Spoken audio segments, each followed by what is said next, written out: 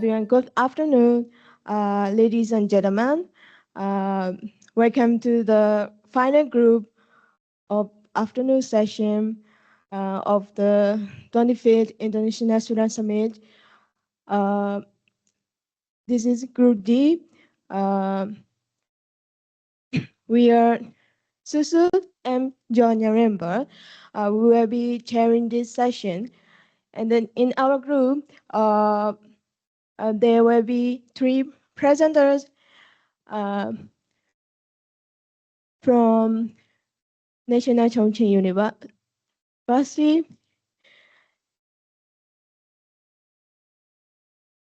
and from University of Djibouti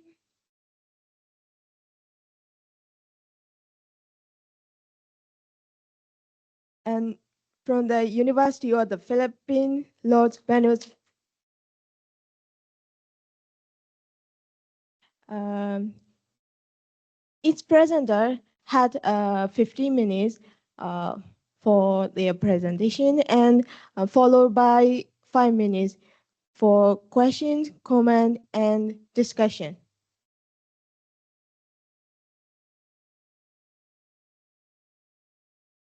Our first presenter is Marcela Lee O. Jamora, Miss from the University of Philippines, Los Banos. The title of her presentation is Voices from the Field, Strengthening Market Visibility of Smallholder Vegetable Farmers through Storytelling and a Farmer Visibility Kit. Ladies and gentlemen, please help me welcome Miss Majora from the University of Philippines.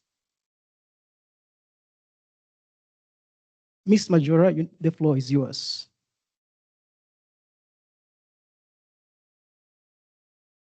Before I start, imagine buying a bundle of vegetables from the market. You know what you're buying, but have you ever wondered who grew them, what their story is, or what it took to bring those vegetables to the table? Magandang hapon.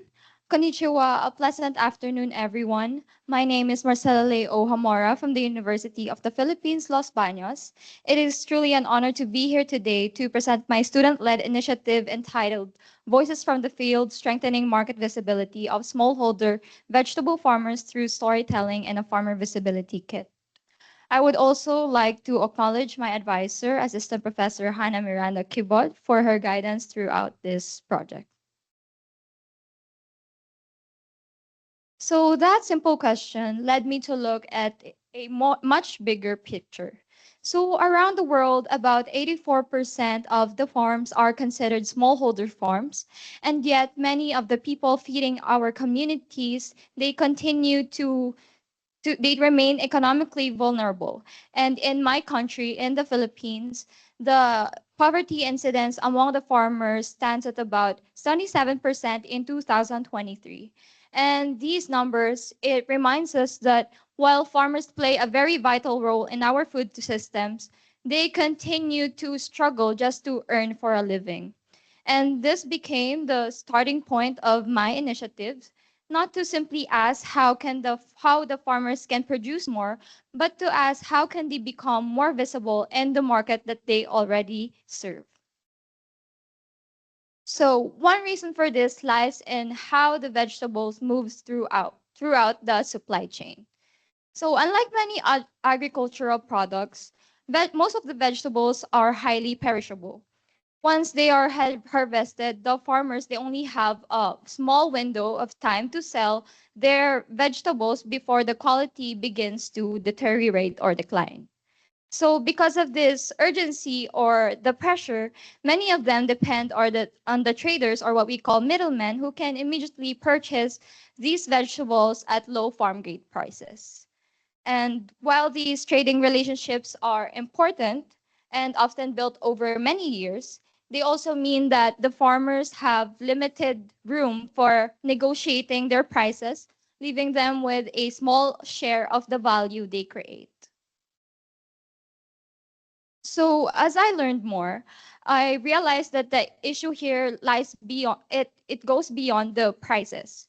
Many farmers, they are only known through the produce that they sell.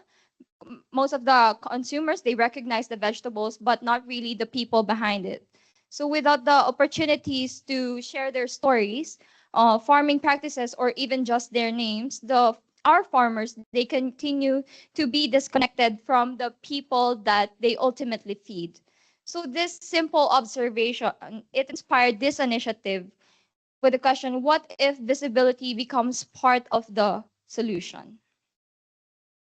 So to explore this idea, I conducted this initiative in Los Baños, Laguna. It is an agricultural municipality, which is also a home to my university. This project, it combined participatory storytelling and value chain theory. Rather than just proposing or beginning with a solution, I started by asking, listening to our farmers, understanding their experiences first before coming up with any proposed intervention. So for this slide, it shows some of the actual moments during the field interviews. Unfortunately, due to time constraint, I was only able to interview about 5 local vegetable farmers. I interviewed them each in a setting that was most convenient for them. Some conversations, it happened in their homes. Some others, it happened wherever they had time, even during a jeepney ride on the way to to their farm. So this experience, it reminded me that every hour for our farmers, it matters for them. Every trip, every single sale, every harvest is part of their livelihood. So instead of asking them to adjust to my schedule, I chose to adjust to theirs. By meeting them where they were, the conversations that happened, it became more honest, natural, and open. So from those interviews came the idea of the Farmer Visibility Kit, or what we call FVK. This toolkit is simple, and these are printed materials created using the software Canva, which is very popular in my country. So it is accessible for students and youth volunteers for easier updating or creation if there's something we want to upgrade with the FVK.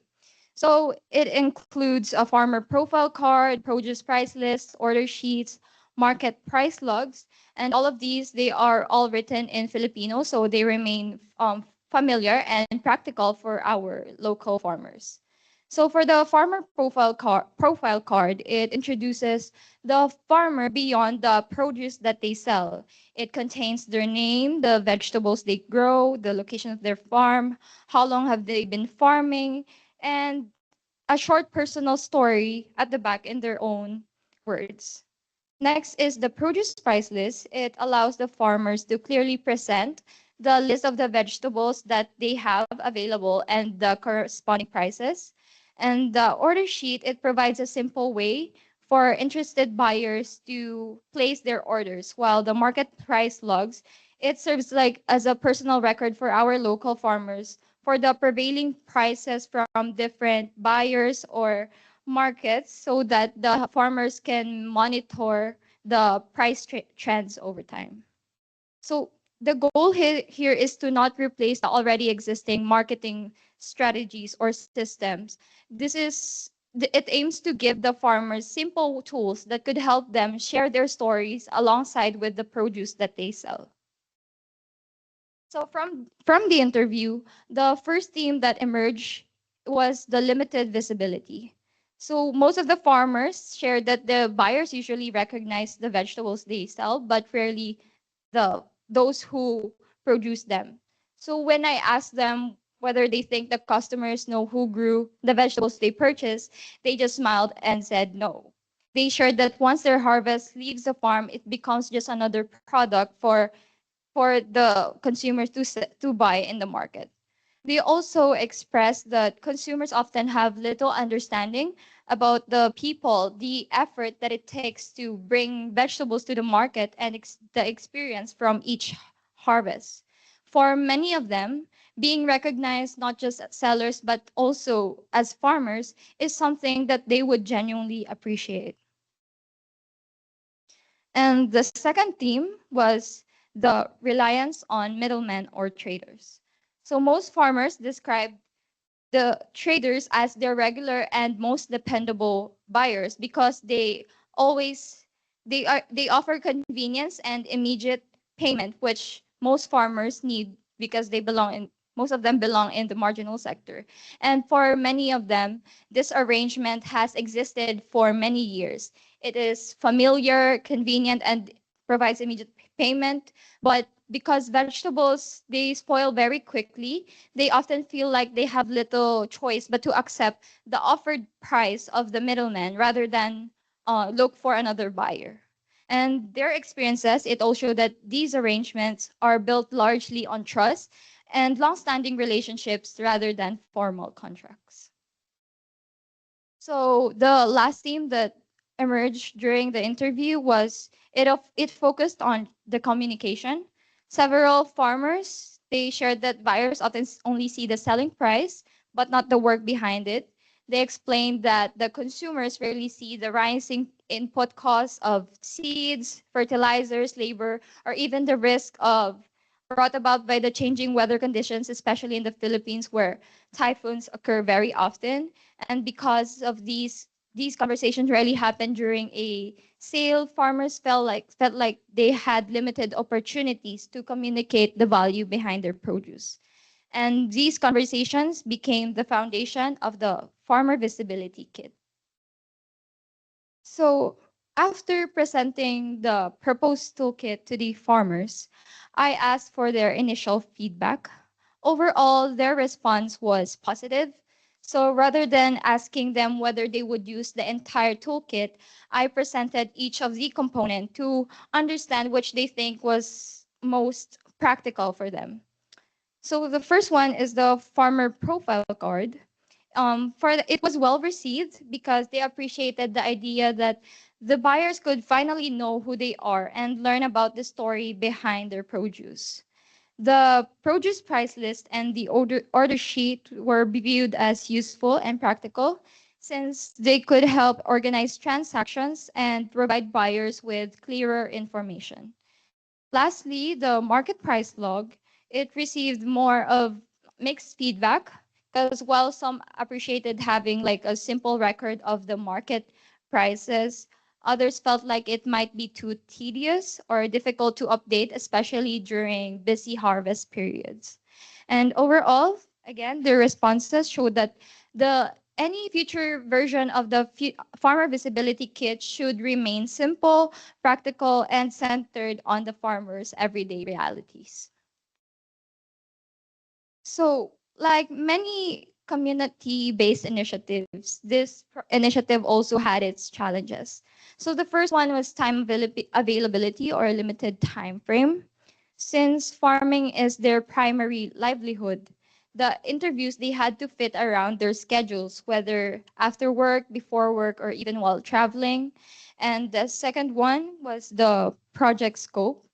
This initiative, it only involved 5 farmers, like I said, while a large number of farmers could provide more perspective or insights. Building meaningful conversations actually required lots of time and trust. So I chose to prioritize depth over quantity. And finally was the trust and participation. Sharing personal experiences is not something that could come easily or immediately. Taking the time to listen respectfully was essential in this initiative to encourage farmers to speak openly about their realities. Although there's challenges, these challenges they point toward future opportunities or next steps.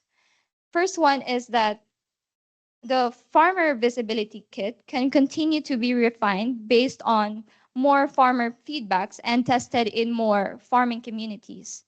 And also, one possible direction is to involve in organizing is for students like me involved in organizing community booths, university market days, or direct selling activities where the farmer visibility kit can be actually put into use alongside with these products. In this way, the FBK becomes more than just printed materials.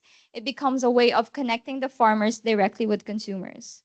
And lastly, I also hope to see more students become involved, not only in documenting the stories, but also working alongside farming communities to develop community-driven solution. Because sometimes meaningful change begins with not with large-scale innovations, but with small actions carried out consistently.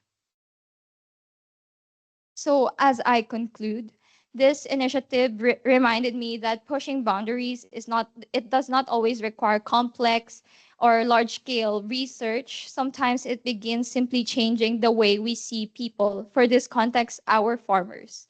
And being inclusive means listening first, involving farmers in shaping the solutions, and recognizing that their experiences, they are just as valuable as the produce that they grow.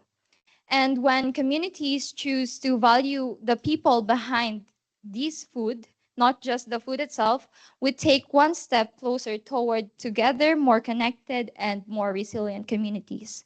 Because in the end, every vegetable has a farmer and every farmer has a story. Maraming salamat po. Arigato gozaimasu. Thank you so much for listening and for your time. And thank you as well for the organizers of the 25th ISS for providing young people like me, the opportunity to share our ideas about agriculture, communities, and people. It has truly been an honor to present here today. Thank you.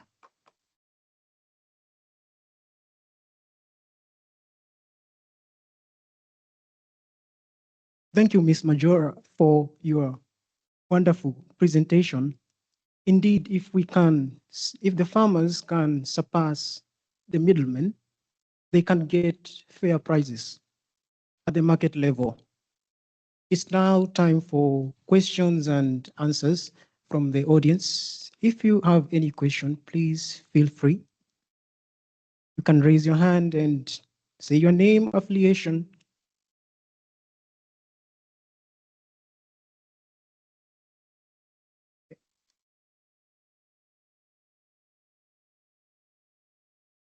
Thanks so much for your presentation. It was really great. I'm Savani, and I'm from the University of British Columbia in Canada. And you mentioned that right now you'd only interviewed 5 farmers about this, and it seems like a really great initiative. So, like, what are your plans to kind of expand this and to like do more interviews and to include more people in this initiative? Thank you so much for your question.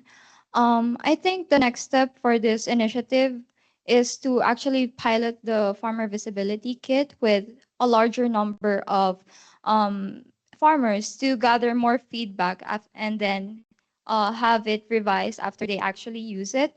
And I would also like to encourage or involve students, especially my friends. Maybe we can start with my friends, to organize the markets or university market days where the toolkit can be actually used alongside with the produce. And after this, I think this would allow me to evaluate it the practicality of the FBK and make further improvements. Thank Thank you you. so much. Any other question?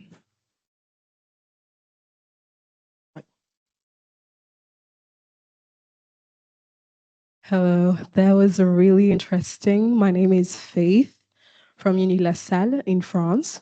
I have just a question to understand how you envision it actually working.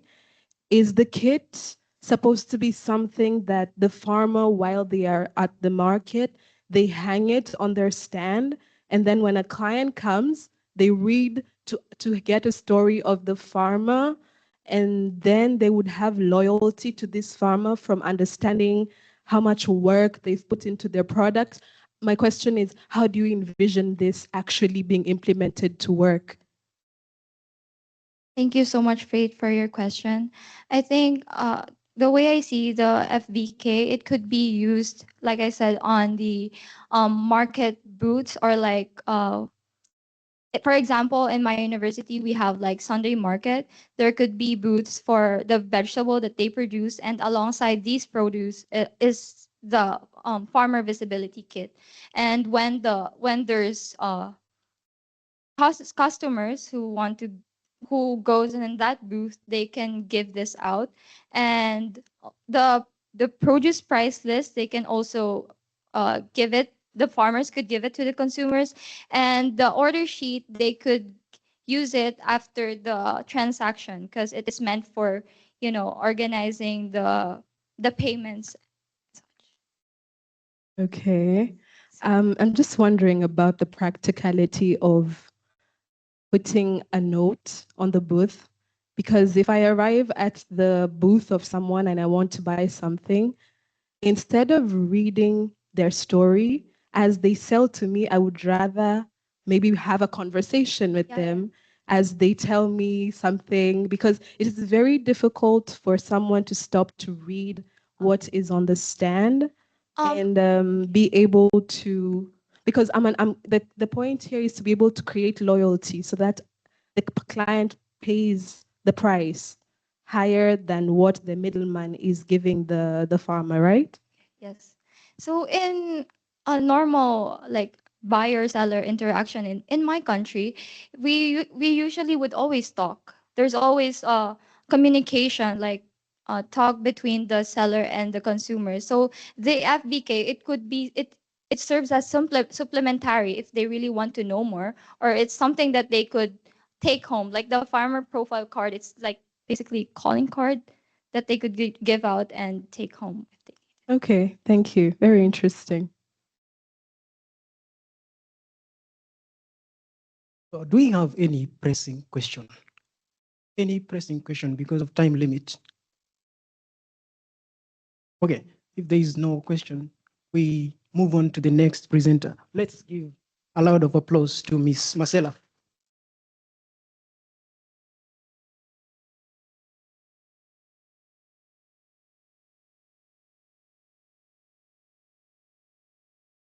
Okay, our next presenter is Ms. Nawar Mohammed Aden from the University of Djibouti. Today she will be presenting about microplastic contamination in coastal marine organisms in Djibouti, implications for food security, public health, and community well-being. We are looking forward to your presentation. Ms. Nawar, the floor is yours. Thank you. Can I have your imagination for a second? Imagine that tomorrow someone serves you seafood for lunch. It look fresh. It smell fresh, but hidden inside a tiny piece of plastic that you cannot even see. That is not science fiction. It's already happening around the world. Good afternoon, everyone. My name is Nawal Mohammed Aden from the University of Djibouti, and today I would like to take you on a journey to the natural reserve where we investigate microplastic contamination in oysters and gastropods, and explored what this means for food security, public health, and community well-being. But before collecting a single oyster, we first had to understand why these problems matter.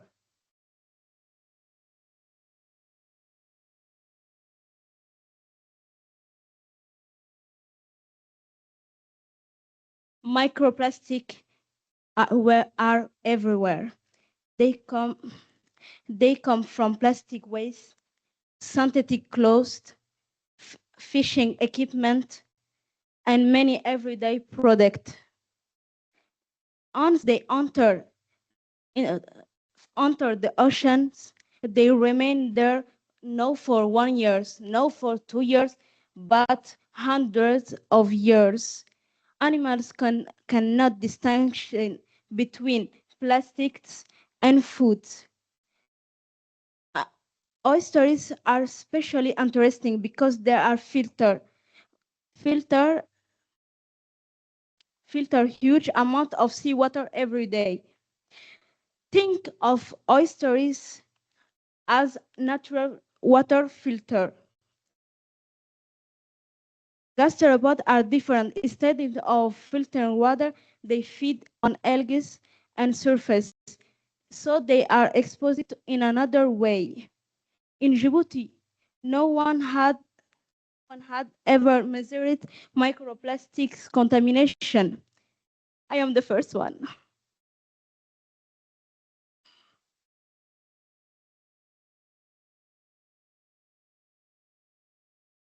So instead of waiting for someone else to answer this question, my question is, we decided to investigate it ourselves.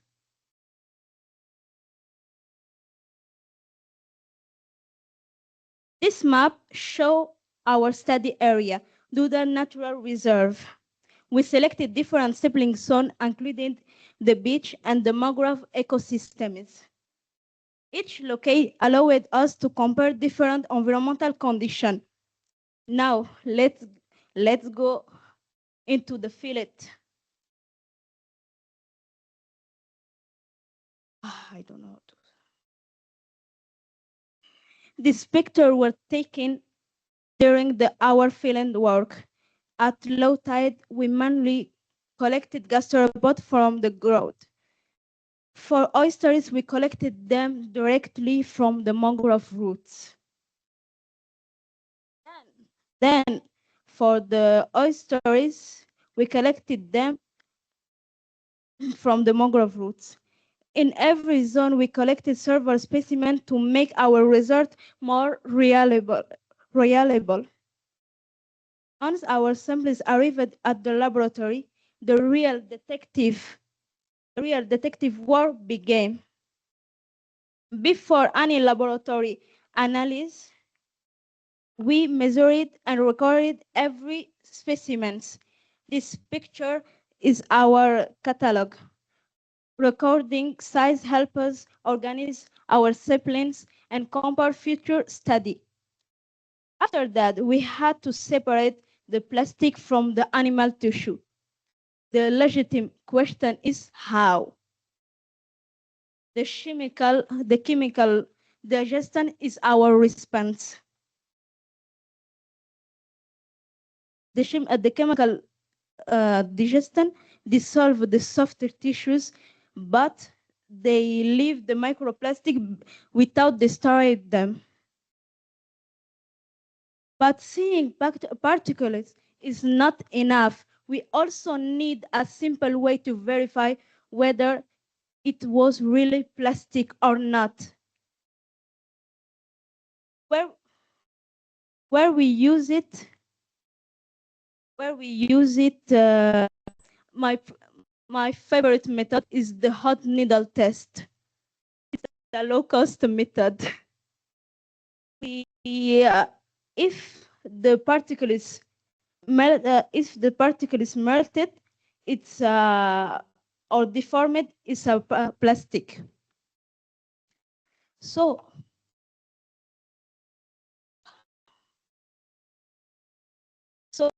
let's move with something that I'm really proud of. It's the green gene. What is green gene? It's our university club environmental. Green gene is on, as I say, it's our environmental club. Our mission is simple: educate, inspire, and encourage young people to protect the environment.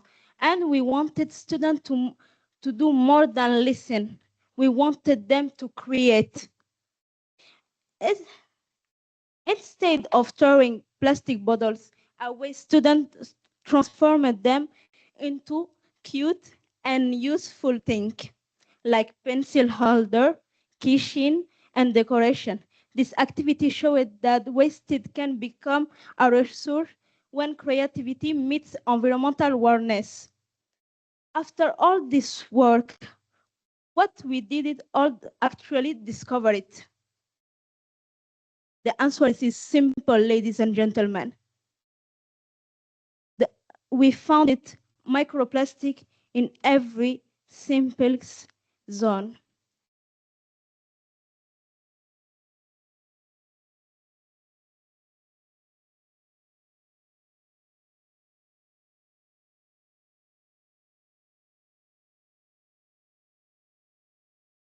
I want to show you the microplastic with the, it's not a problem.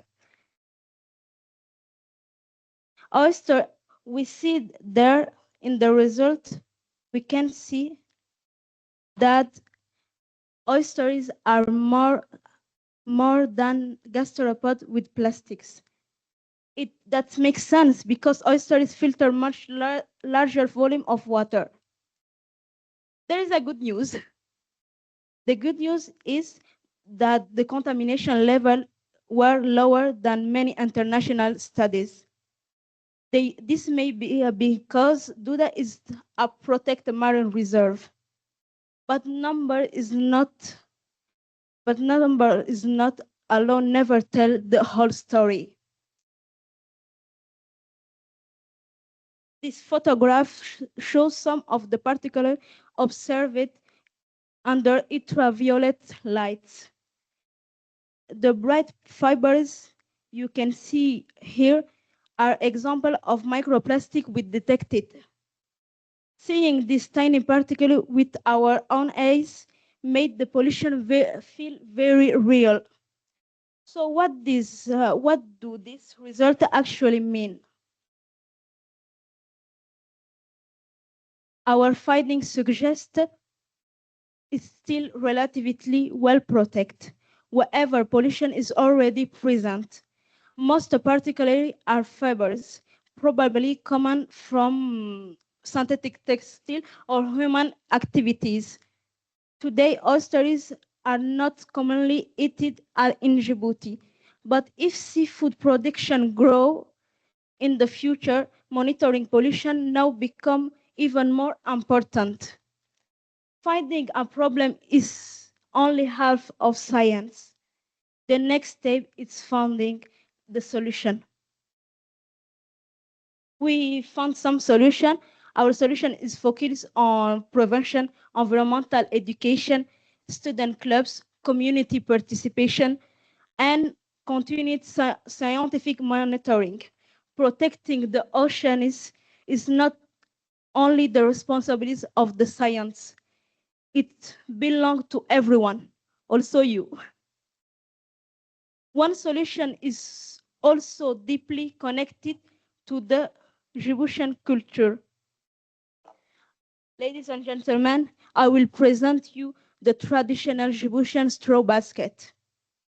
This traditional straw basket is handmade by local artisans. It's biodegradable, reusable, and represent a part of Djibouti cultural heritage. Sometimes the best innovation is not inventing something new, but rediscovering something we already have. Like every research project also had limitation.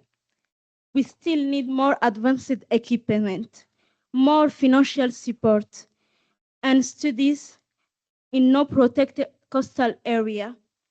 But our work showed that meaningful research can be carried out even with limited resources. This brings me to my final message. Our, our project is not only about oysters, it's not only about microplastic, it's about proving that students can generate scientific knowledge, involve a community, and create a positive environmental change.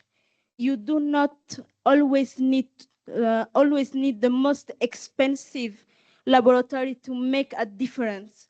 Sometimes curiosity, teamwork, and determination are the most powerful research tools. Because protecting Our ocean begin with understanding them. There is my reference. Let me thank you in my language. Waad ku mahadsantihiin la socodkiina.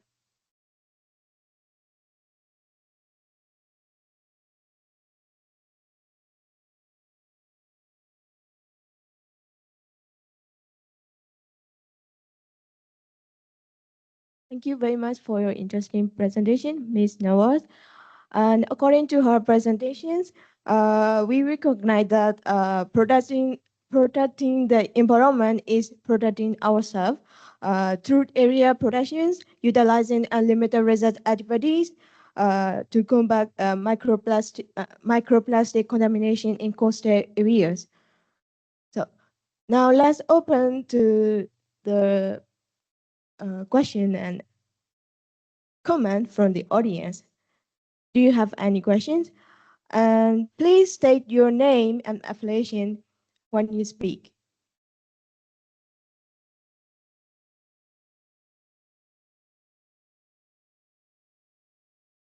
Thank you very much. I'm Dewi from Tokyo NODAI. It's not a question, it's just a comments. And I would like to say thank you for you to bring this case microplastic to everyone in here because it's an urgent problem that the world now is facing. Because in Indonesia, even the microplastic was found in the placenta of the newborn babies. So now we understand that this could be a problem for our health also. So for example, like we use like cutting plastic board or plastic bottles, that also a source of the microplastic. So we have to concern about that. And thank you for bringing these issues to us. Thank you very much. Thank you.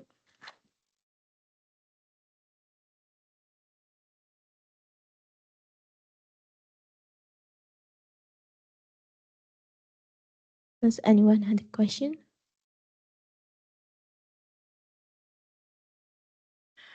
Hello, Faith again from Uni La Salle in France. I just have one question. It was a beautiful presentation. Thank you very much. The, the baskets that you presented as a solution, the fibers you're using are from the plastics that are collected from your study area, or are you reusing the microplastics to make the baskets, or how are you repurposing that as a solution? Traditionally, we use palm fibers, but this years we use plastics to recycle into something useful. Okay, so you're using plastics to make The basket. Okay, okay, very nice. Thank you. That's all.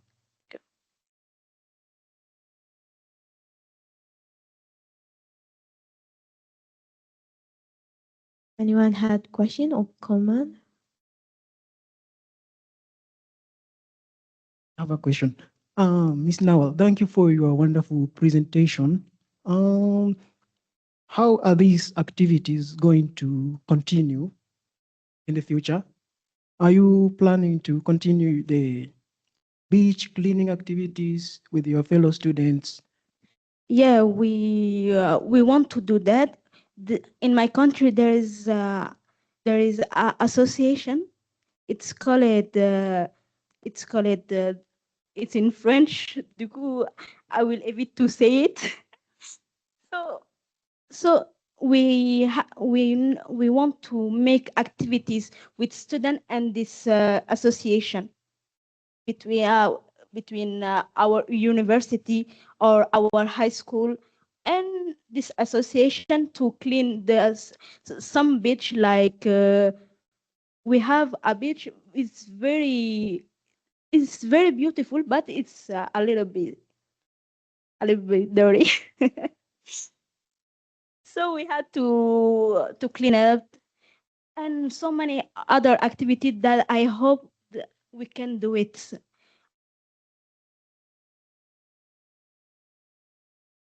Thank you. I think we have time for one or two more questions or comment, please. I have more question for you. How about the local community in your area? Do they find your activities attractive?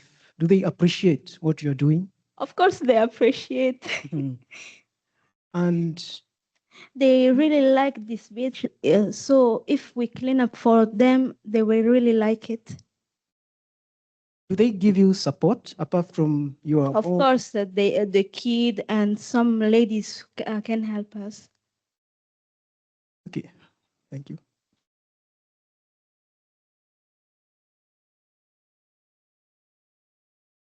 Okay. Thank you very much, Ms. Nawal. Please applaud for her presentation.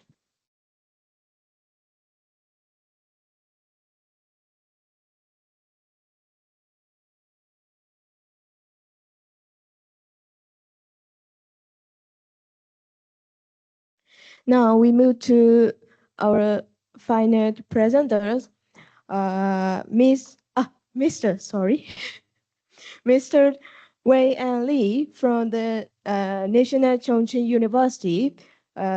He will be presented about biochar application to reduce greenhouse gas emissions in vegetable production, feed trays, and farmer perspectives.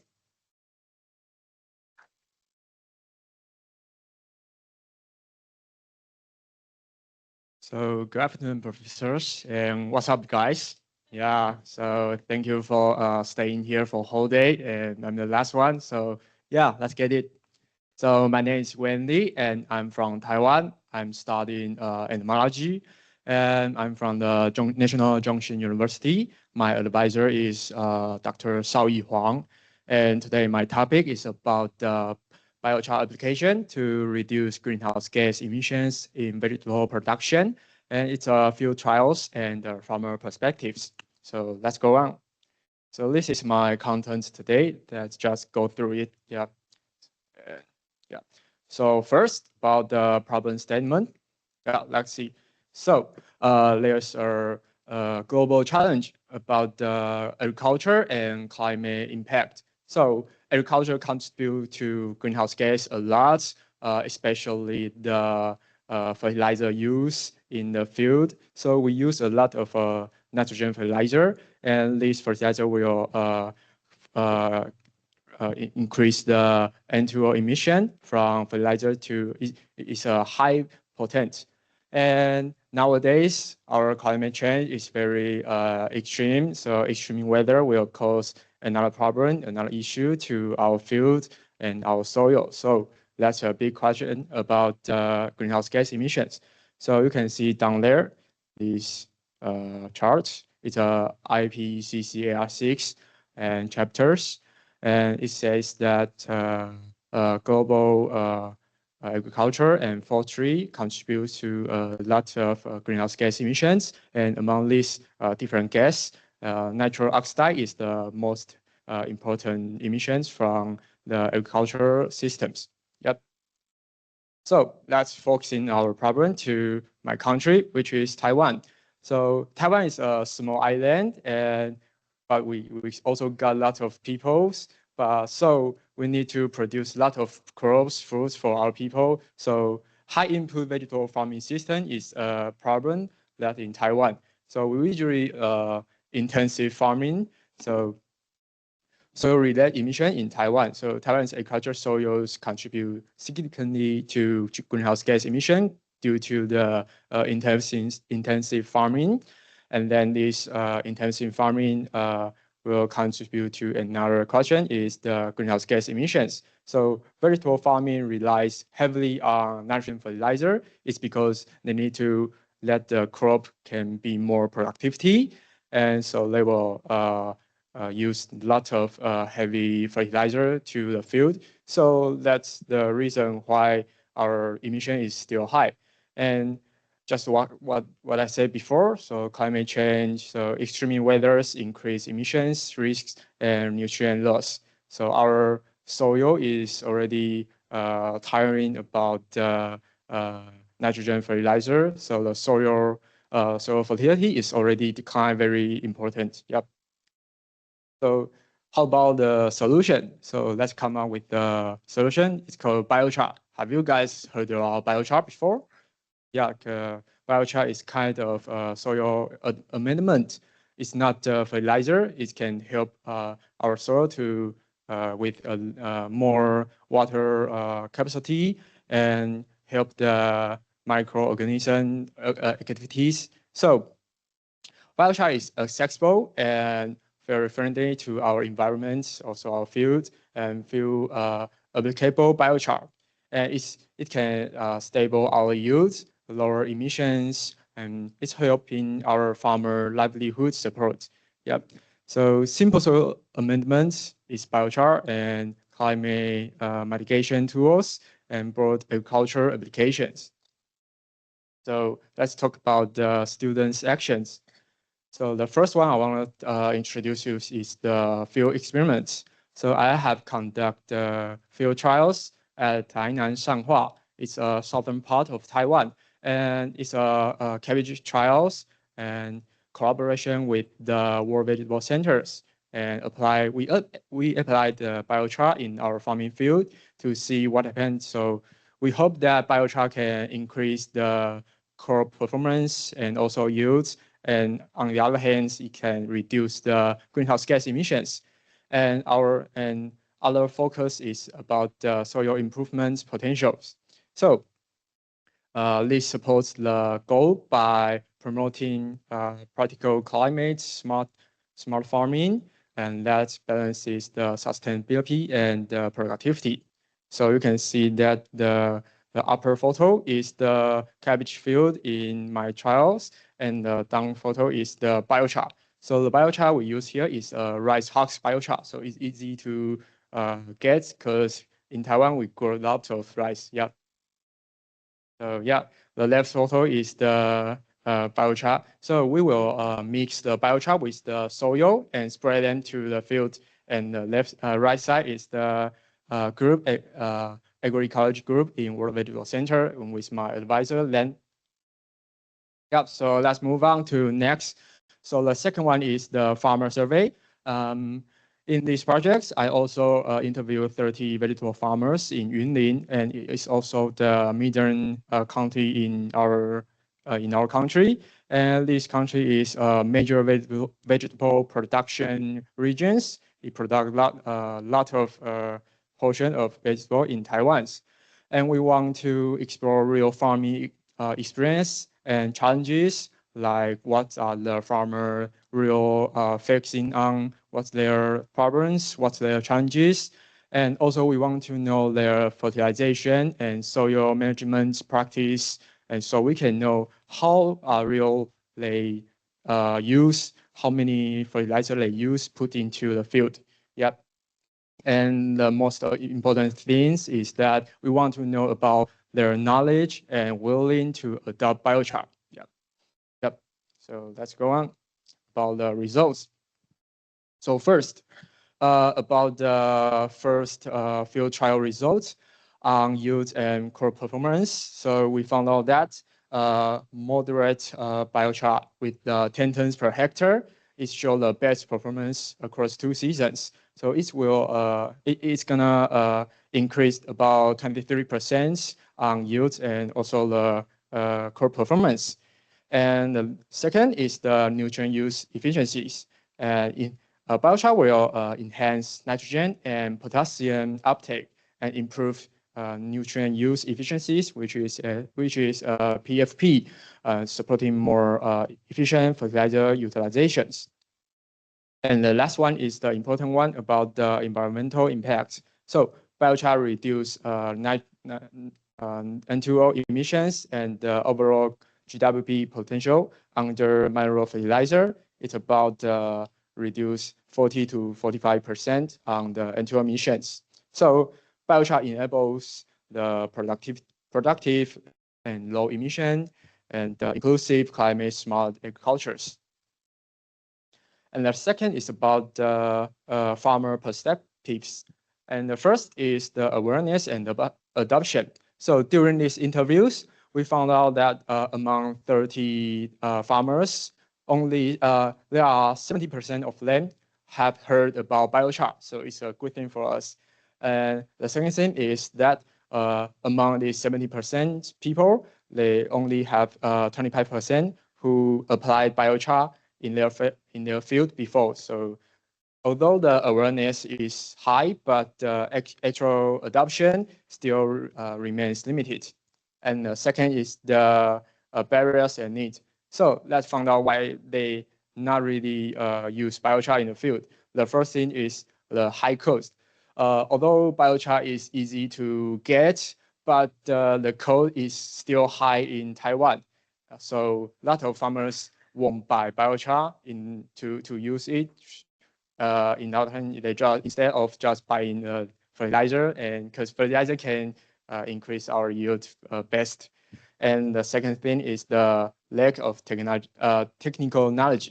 So we think we need more practice, guidance, and information for them, like some demonstration plots or some practice program for them, and need for support. Farmers need training and ongoing assistance. So capacity building and extension service are still essential for these projects. And the last one is the willingness to adopt. So that's a good thing to us, because there are up to 85% farmers. They are willing to participate in training programs or some projects. So strong willingness and interest indicate high potential for future adoption. So overall, this finding highlights the importance of inclusive and farmer centered approaches to scale sustainable agriculture practices and strengthen the community resilience. So let's go to the challenges and perspectives. There are two most challenges in this project. So the first one is limited field capacity. So in this project, there's only one student, just me, so doing this project. So fieldwork is very concentrated by manpower and seasonal farming schedules. So we're hoping that we can, through lots of students or opening some internships, to do this project, and we can find out a lot of data and present to our farmers to show them what is the advantage of using biochar. And the second one is the farmer engagement barriers. So communication and the cost concern reduce the adoption willingness. Because what we are thinking about and the farmers are caring about might be different. They are caring about maybe yields and how much money they can make. But what we are caring about is something like global warming or something like that. So that's the gap between us. So about perspectives. So the first is we want to scaling across crops. So for this project, we only do on the cabbage. So we hoping we can try on different crops like okra or something like that. So extending trials across different crops enhance the robustness and real world applicability. And the second thing is the field-based knowledge exchange. So just like I said, some demonstrate plots and training programs strengthen farmer engagement and learning. So as we can provide them more opportunity or some sponsors for them, sponsorship for them, they were very willing to adopt biochar. And the last one is the student community linkage. So internships and field participation promotes the hands-on sustainable learning.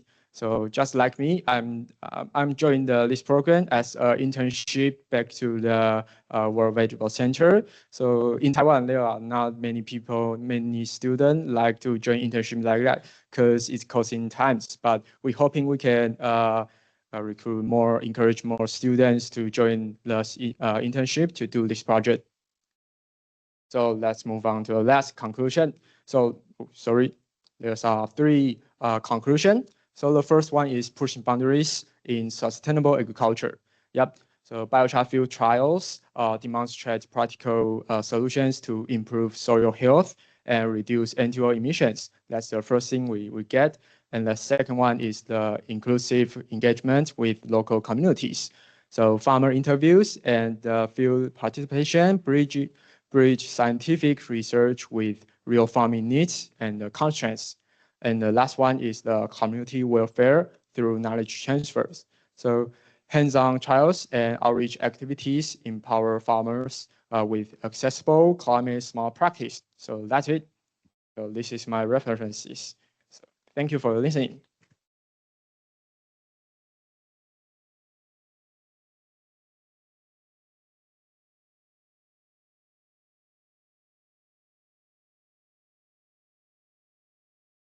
Thank you so much, Mr. Lee, for the wonderful presentation. I have learned a lot about biochar, and I hope one day I will do the same. Yeah, I hope to. Yeah. Okay, it's now time for questions, answers, comments, or some discussion. Does anyone have a question or a comment? Okay, let's start from here. Thank you very much for your presentation. My name is Toki. I'm from Tokyo NODAI. So in your presentation, you mentioned that there are increasing yield of the cabbage. So my question is that, do you think, so compared to the price of the biochar, so do you think that this increasing yield will be economically significant for farmers? Thank you. Thank you for your question. So first thing, so you're talking about the biochar can increase the cabbage yield. So I think it's not might be increasing very significantly, but maybe we can lower down the cost of biochar and trying to that everyone can get it. So it might be solve this problem. Yeah, thanks. Thank you. Thank you very much. Oh, my right. Oh, my name is Dewi from Tokyo NODAI. So I have several questions. Mostly about the technical things that you do during your activities. So, for example, like I would like to know, where did you get the biochar? Are you making it by yourself with the farmers, or are you buying from somewhere else? Because I'm thinking if farmers can make it, it will be like reducing their cost.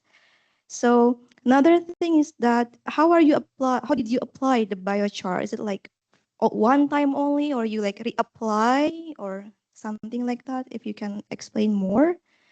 And the last question is that, is it possible to make it with another crop inside of the cabbage? Thank you. So I will go from the third question. Okay. So yes, it can made from other crops like anything else, but in this study we use the rice husk biochar. And for the second question is the biochar we used. So we are not making biochar by myself, but we just buy the commercial one from other companies. They provide to the market. So can you repeat the first question? Okay, so it's like, how do you apply it in the field? So how do I apply is just, so we will mix biochar with the soil and just the photo, yeah, here. So we will mix the biochar with the soil first, and then we spray to the field.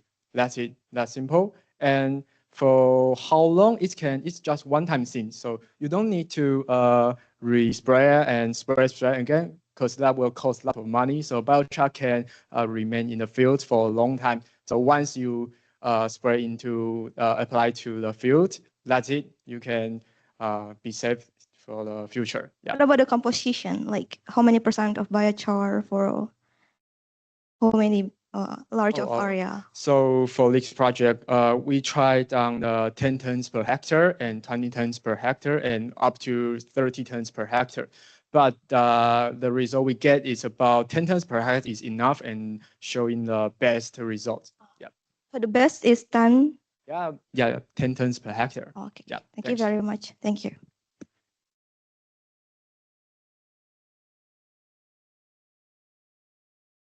We have more questions. Yeah, okay. Hi, Minli. My name is Martin. I'm from Tanzania. I have a single random question. you said nitrogen it leads to the increase of greenhouse. At the same time, nitrogen it leads to the high food production. So how can you prioritize, I mean, the government so that it should stick in the reduction of the fertilizer?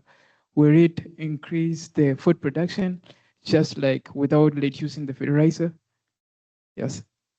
Yeah, thank you, Martin, for the question. So for the nitrogen fertilizers, will cause the high greenhouse gas emission. The reason is that once we apply our fertilizer to our field, it will flush by the rains, the water, so the soil cannot hold it for a long time. It may be flush lost for maybe 1 week or 2 weeks ago, just gone. So the plant, the crops doesn't have enough time to uptake the nutrients.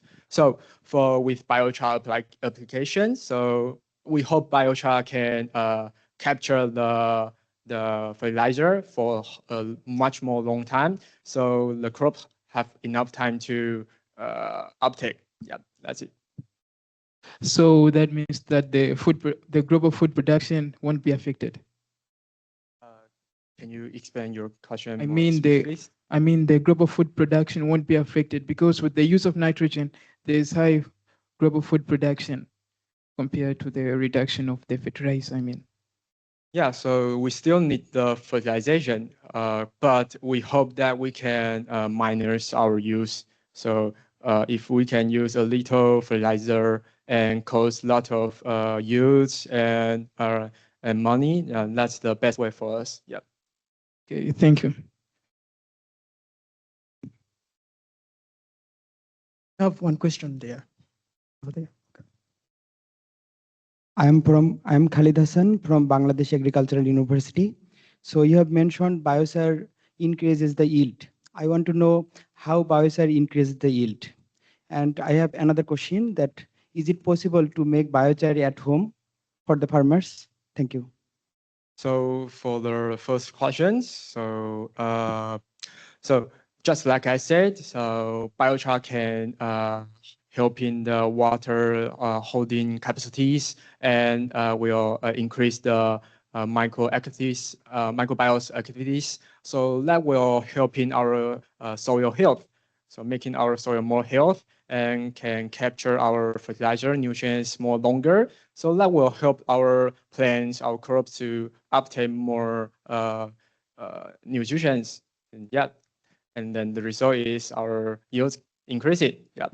And the second question is, yeah, we can still make your own biochar at home just by yourself, but it will cost a lot of ash because biochar production needs a high temperature. So for this biochar we use is pyrolysis at about 500 degrees Celsius. So for normal people, it's not easy to get 500 degrees Celsius in home. So yeah, you still can make your own biochar at home, but the function and the result might not be very good and reliable enough. Yep, that's it. Thank you. Okay, that's all for the questions, unless anyone has a pressing question or a comment. You have a pressing question?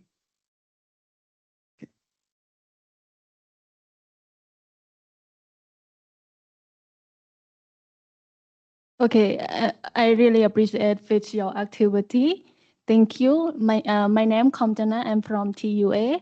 I have a simple question related to biochar. What is the main nutrient in biochar?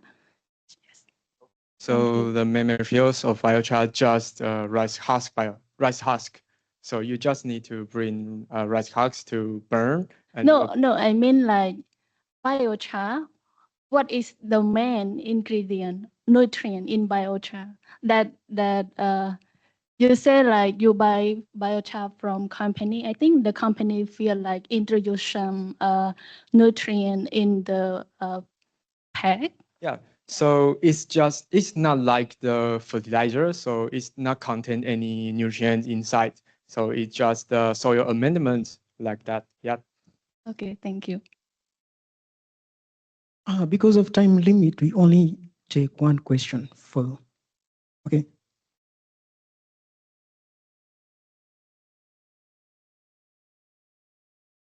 Thank you so much for your wonderful presentation. So my name is Kazma. I'm the alumni of the ISS 2 years ago. But I just simply have one question.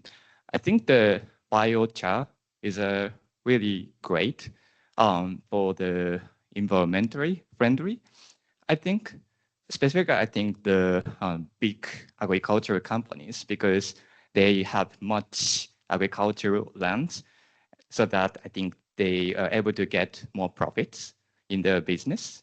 Whereas I think the local farmers, because they don't have much land as the big agricultural companies, so that, and also the you said the biochar is a high cost, you said, right?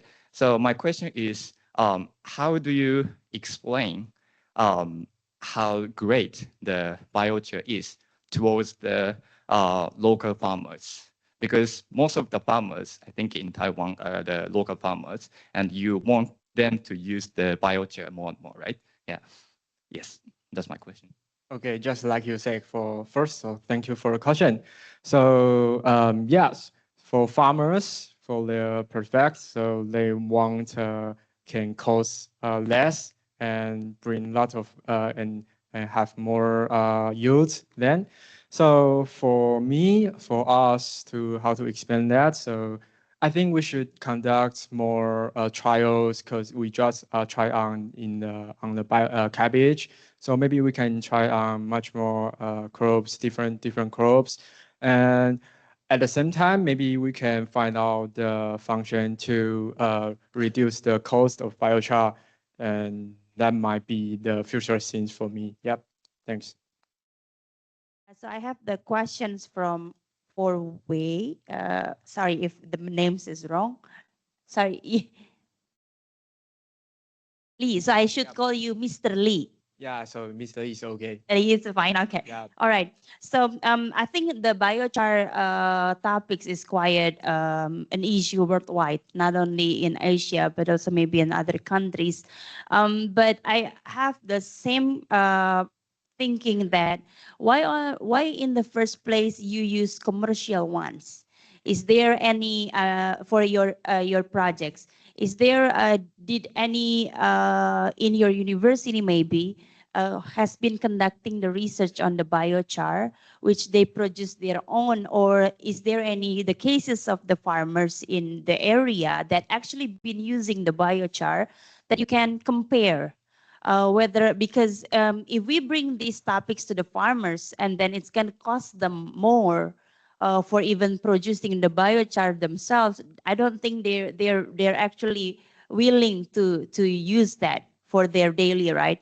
They will do, yes, when there is the subsidize from the government or from the projects, but when that funding is finished and at the end they have to buy something from the commercial, I think the continuation of the projects is limited. So do you have any ideas or do you have any comments about that on how the biochar actually used in the farmers, or whether in your university it's been ongoing projects on making your own? Thank you. Yep. So thank you for Professor's question. So first, I want to be clear. So this project is internship with the World Vegetable Centers. So so I work collaborate with them. So they set this project first, and so they decided to use the commercial one, not to made by themselves, because biochar production is already very good and very great at Taiwan. So they just need to try how good, how it can performance at perform at the field. So commercial one is more convenience for me and also for the farmers, for local farmers, because commercial one you can buy on the market. So that first thing. And the second thing is, yeah, just like the professor says, so I think if we can find out, if we can approve them, that the biochar can create more benefits than the disadvantage. So they were more acceptable to the biochar. Yeah. Thank you. Any other question? Yeah.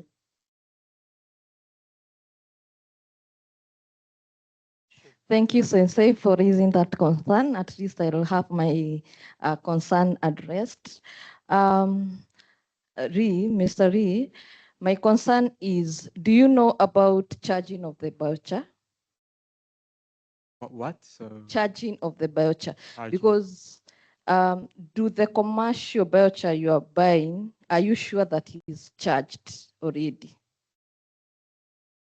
So I may not very clear about that, but yeah, I should find out. Yep. So sorry about that.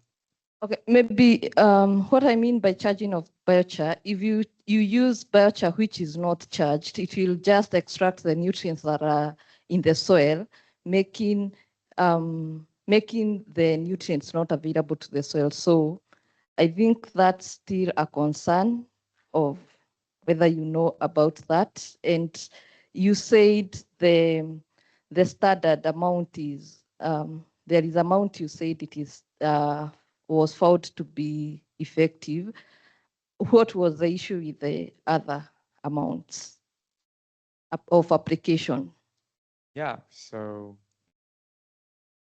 it's a difficult question for me. Yep. After all of that, so maybe we can discuss later. Or yeah. So I haven't get your meaning very clear. So yeah, forgive me for that. Yep. Okay.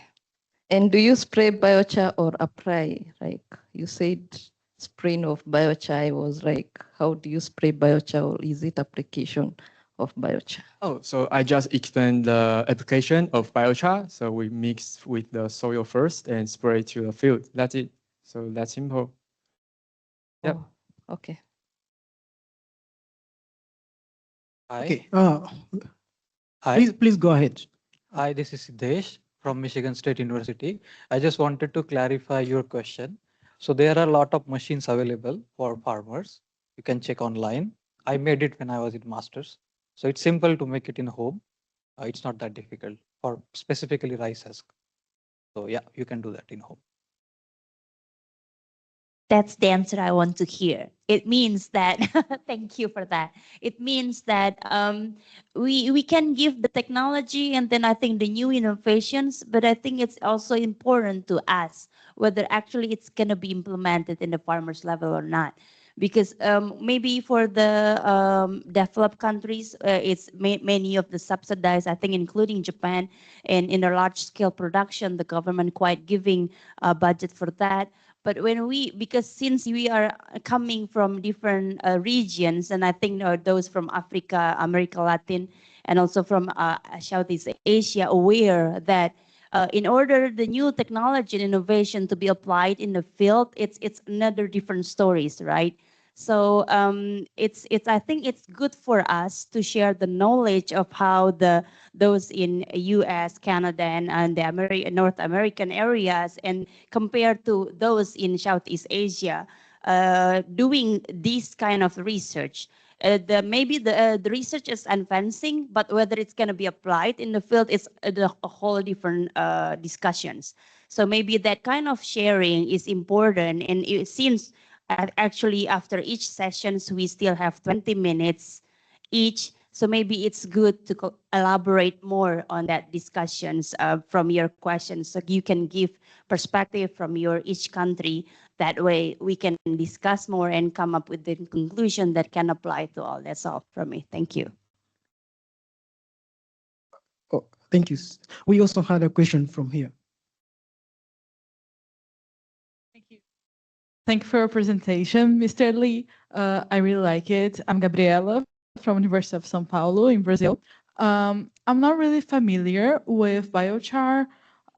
Could you explain me like what is why biochar would be better than maybe composting our waste? Because in Brazil, it's really common to use this kind of waste to compost, which seems very cheaper and faster maybe because like you just put all the waste in a closed place and then like in maybe 15 days you have your organic matter like ready for applying, which is very efficient, right?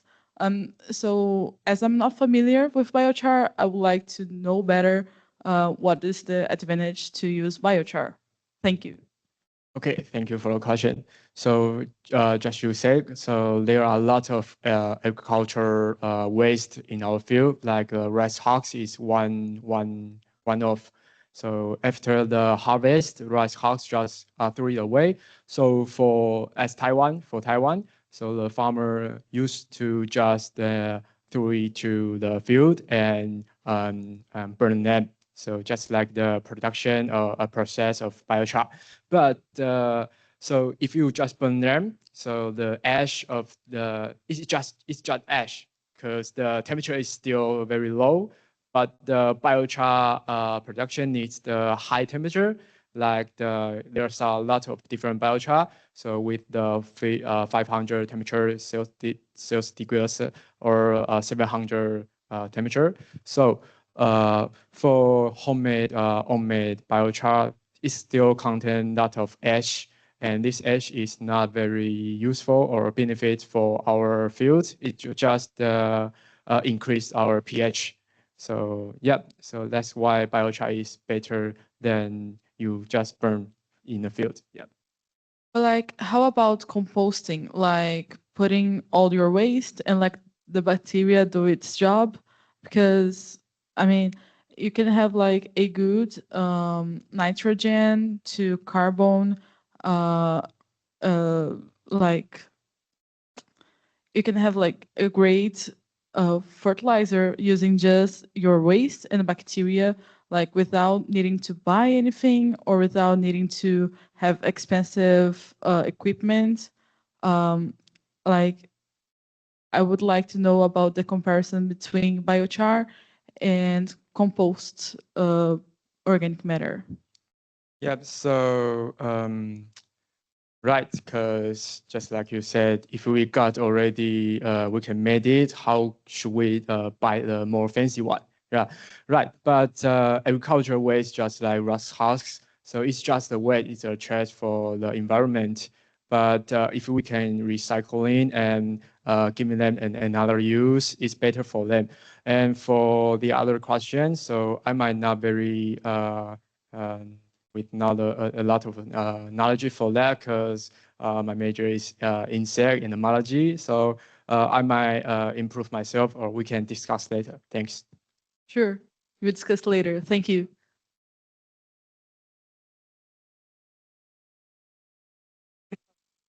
Do you have any other question? Okay, please go ahead. Faith again, Unilassal. I just have one question. Your topic was about biochar being able to help with greenhouse gas emissions, yes? Now, I've understood the point of it improving nutrition in the soil and soil health. I mean, depending on the type of biochar you use, but how did you measure the impact on greenhouse gas emissions, or how did you come to the conclusion that it was reducing N2O production?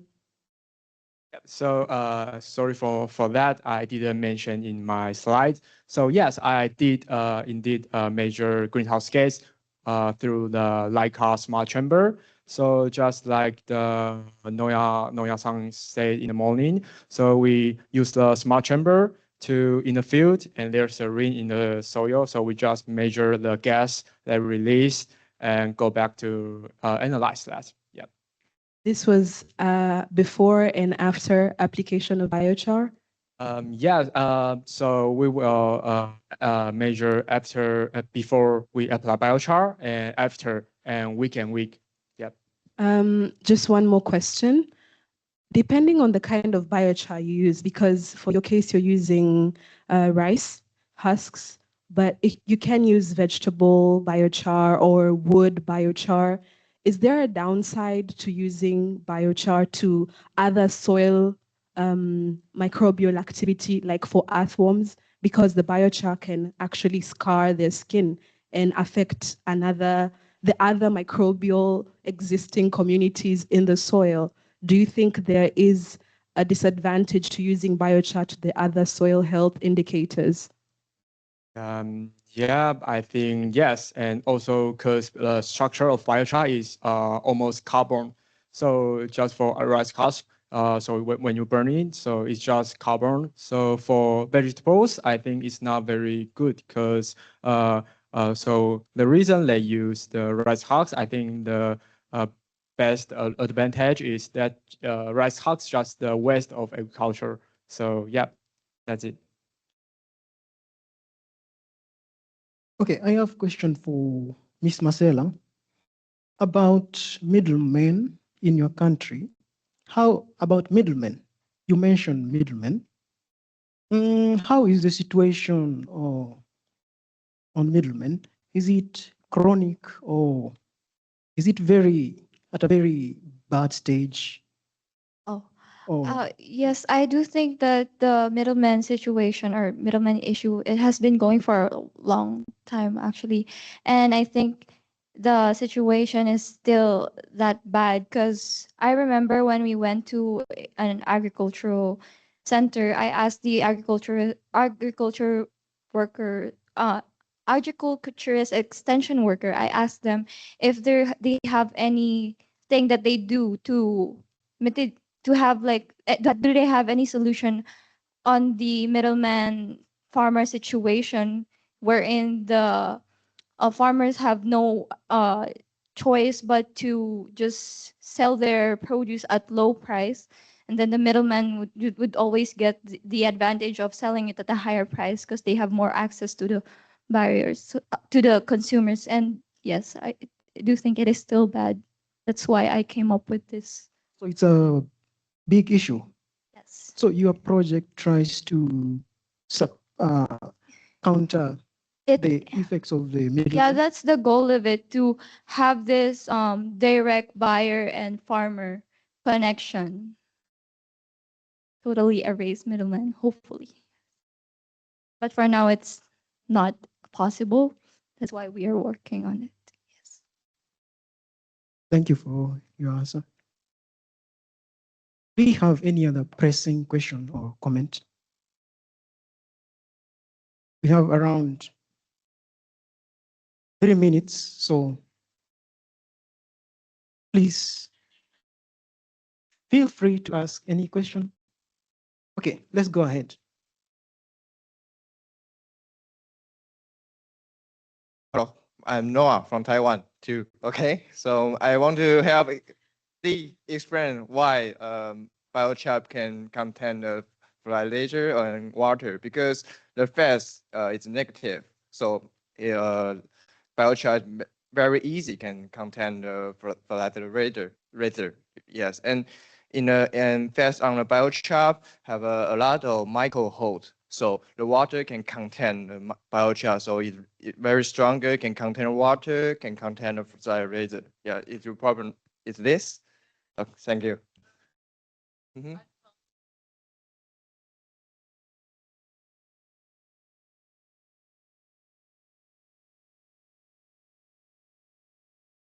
Yeah. More structured, yeah. And more structure can contain more carbon sinks, right? Yeah. Okay, thanks. Am I leaving anyone behind because you're almost closing? Lastly, Siddesh from Michigan State University. You can call Sid. There are two questions. One, what is the most exciting part you found in your research? The first one. And second, did you measure soil moisture as well along with your all parameters?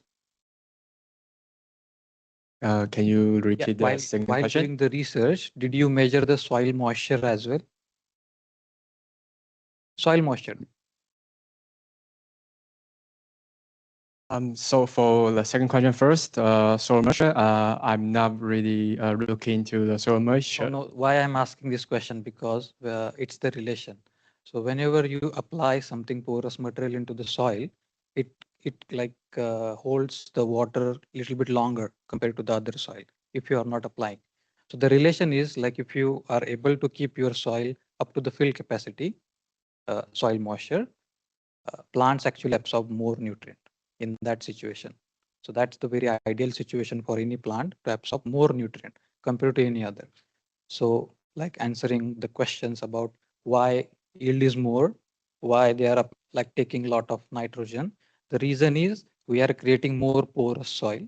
When you create more porous soil, it creates a condition where ideally we say in agronomy, I don't know it is accurate or not, but what I learned from my masters, uh, 50, 25, 25. So 50% soil, 25% air, and 25% water. So if you have that condition in your soil, which is very ideal for root growth as well as nutrient uptake.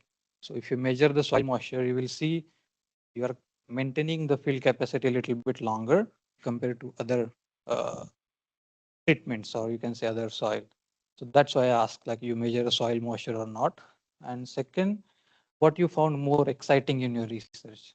Yeah, so for the exciting things is the most exciting is, must be this project for me here. Yeah, and yeah, and also this project made me into the master degree. So I was just like you all, know nothing with biochar, just studying insects and that. But biochar brings a lot of issues like greenhouse gas emissions and crop yields and global warming. So yeah, it's important things nowadays we are facing. So yeah, I think that's a good project, and I'm very thankful for my advisor to provide me these opportunities. Yeah. Thank you.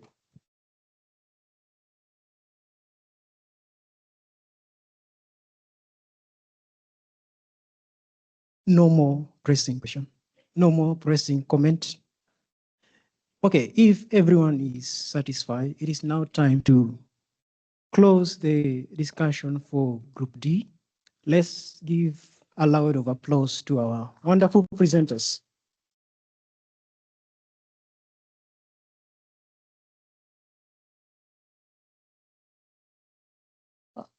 In summary, from the first presentation, we learned that the farmer visibility kit. The presenter addressed the challenges of limited market visibility that is faced by smallholder vegetable farmers in the Philippines.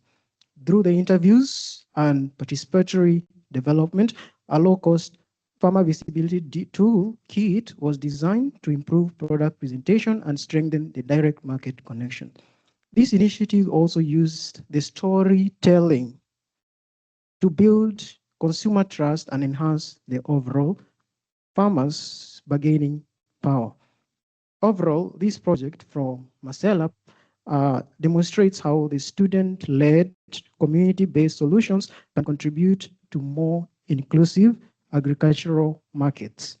Moving on to the presentation from Ms. Nawal from Djibouti on microplastic pollution.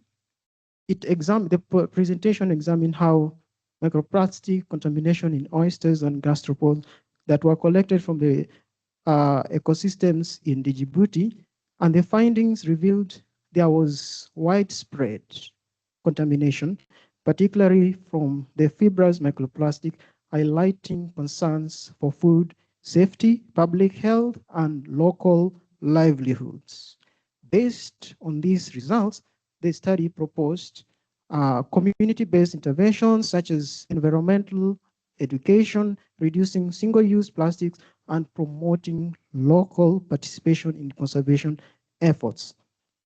And from presentation 3 by Mr. Lee, biochar and greenhouse gas emission, the presenter investigated the potential of biochar to reduce greenhouse gas emissions while maintaining the cabbage productivity.